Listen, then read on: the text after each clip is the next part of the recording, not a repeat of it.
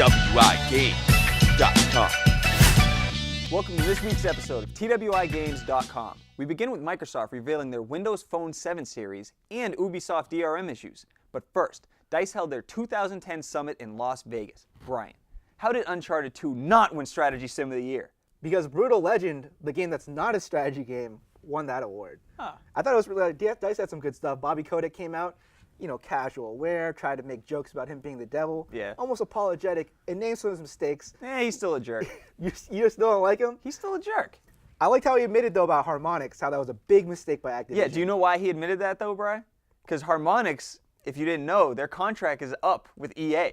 Oh, I didn't realize that. Pure business reasoning behind him. Trickery. Yeah, exactly. I like how he admitted, too, how you passed on the Sims? Yeah, that's Passed on the Sims? That's bad. And also, he mentioned that he could have bought Blizzard a long time ago, but he was like, pay to play subscription fees? That is a bad idea.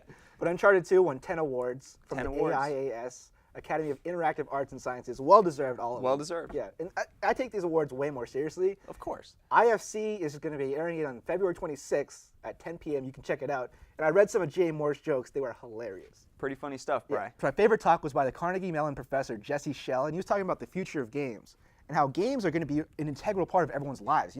Camera sensors are getting cheaper. Phones are getting cheaper. Soon you can just have augmented reality. And the question is, when all these corporations start making games for their products, who's going to be designing them? Good game designers or just some schmuck from the PR department? And I thought it was a good question because I think he's right. I think games are going to be an integral part of everyone's lives in the future. I'll tell you who I want developing those games, Bri. The schmucks. Because I want the real game designers making real games. That's right, I said it. No, but seriously, some of these talks at D.I.C.E. were really cool. Everyone should definitely check them out. Very fascinating. Yeah. Ubisoft rolled out their new DRM for PC games to fight piracy, including stuff like cloud saves as side features. But if for any reason you lose connection to their server and you're playing Assassin's Creed 2, it quits you out to the main menu. Rich, on a scale of 1 to 10, how boneheaded is this DRM? Well, Bri, on a scale of 1 being Sonic 4 being episodic content and 10 being Daikatana, I'd have to give this a 5, Bri. Yeah? A 5.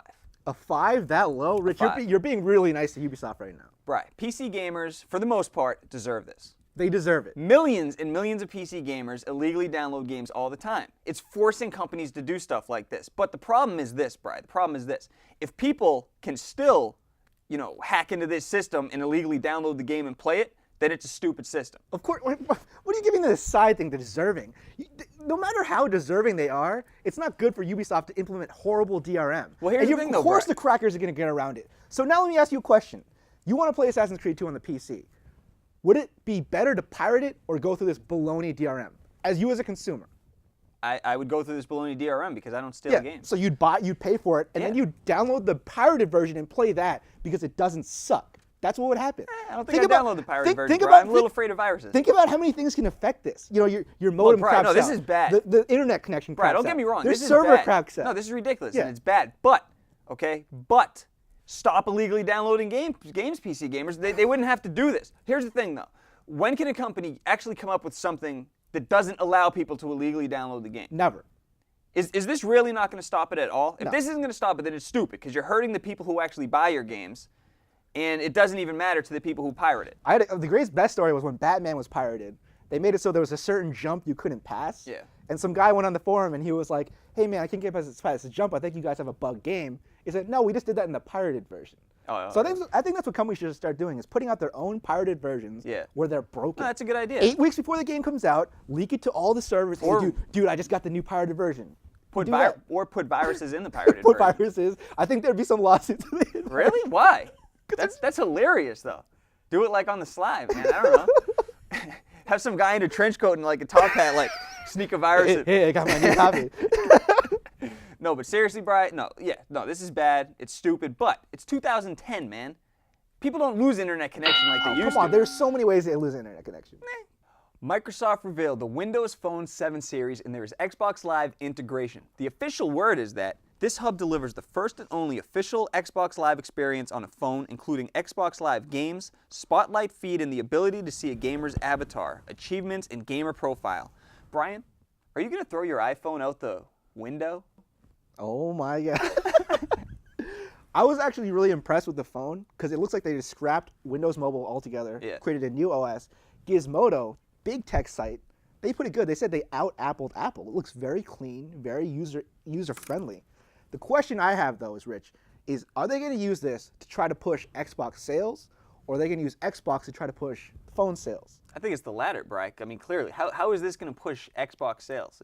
It's not. Well, the question is, and I want to know how aggressive they're going to be. All right, if I buy Worms on this phone, that means I should be able to get it for free in my 360. Right. That's how you know they're going to be aggressive about this. Right.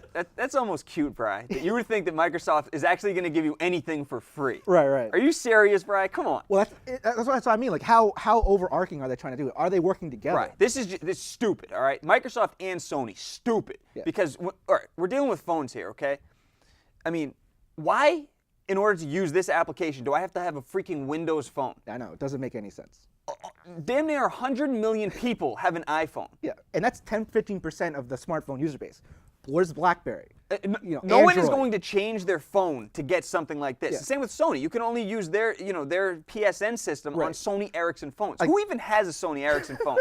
Seriously. I don't know. And think about how Microsoft could have a stranglehold on the gaming and mobile gaming industry that's going to be huge now. Yeah. If every game had achievements tied to it, I agree with you. I mean, we talked about this last time. It should be open. Yeah. But we know it's not. And they didn't show all of it. They said the word is XIII works on it, which means any kind of Xbox Live indie game will work on this. Yeah. So I mean, the question is, how good is it going to be? Xbox Live indie games? How aggressive they're going to be? I don't know. But I'm with you. Like, I was excited and I was like, why would I? I'm not going to get the Windows. Yeah, it's just stupid. And also, can you talk to people, communicate with people on this? They didn't have a lot of official word. They just said it's going to be there. Because I mean, that would be the only cool thing about this. If I was at a movie, instead of calling you, Brian's online. Playing Modern Warfare 2. Yeah. And you're talking to me. Hey, Brian, what's up, man? How's it going? How many kills you have in a row? Deaths? Oh, my bad. My bad, Brian. What are you watching? That new Disney movie with Jim Carrey? That's hilarious, Brian. The producer of Lost Planet 2 said they had cut a significant amount of content from the 360 version of the game due to size limitations of the DVD. They said they might release it later as DLC. Rich, does this mean the PS3 version is going to stay intact, or is it going to be the altered cut version? Right. I guarantee you the PS3 and the 360 version are going to have the same content cut out. Their excuse for this is disc-based, right? Yeah. So obviously they probably could have all this content on the PS3, but why would they release the same game at the same time and have one version better than the other? For the advantages. I mean, I don't see what the big deal is. Yeah, but this series started off on the 360. I don't think Microsoft themselves are going to allow Capcom to, Allow? Well, hey, they got Gears of War characters in the 360 version. I mean, this is really, it's a 360 game ported to the PS3. I don't think they're going to, and also with the chance to sell it as DLC now. Yeah. By the way, I got the inside scoop on this. The content that was cut out. Yeah. They actually found the planet. They found it, but we're not going to be able to see it. Right. Until Lost Planet 3 found again. Exactly. But again, it's not going to make any sense. No, they're going to sell it as DLC though. Oh. The planet was found. Yeah. $6.99. No, but seriously, I mean, these guys, according to the director, they almost cried when they had to cut. Apparently, it's significant content that they put a lot of time and effort into. But then I thought about this. It's interesting because they're cutting out all this great content, but then they added 2 characters full with voiceovers for Gears of War. 3 characters with voiceovers. Maybe if you guys took out that freaking content, you would have been able to include the content that actually relates to the game. Yeah, not some fan service. Ridiculous. Also, this poses an interesting question about what Microsoft is going to do in the future. Because, Blu-ray obviously holds a lot more info. The negatives are the price is still high to have the drive, and it's slow disc reading. So that's why there's always mandatory installs. Question is, what are they going to do in the future? Because already, we had Mass Effect double disc. Where's a double disc? FF13, 3 discs. Yeah, and no one knows how big Rage is going to be, because apparently that's going to be maybe 3-4 discs long. This is a little scary because I wonder how many games came out multi-platform that could have been bigger and better, but due to disc-based issues. But here's the thing, Bri, if the next generation is in a couple years, there's no way that anybody's going to take the risk of having it download only. Right. They're going to need a disc-based, something, and I think it's going to have to be Blu-ray, honestly.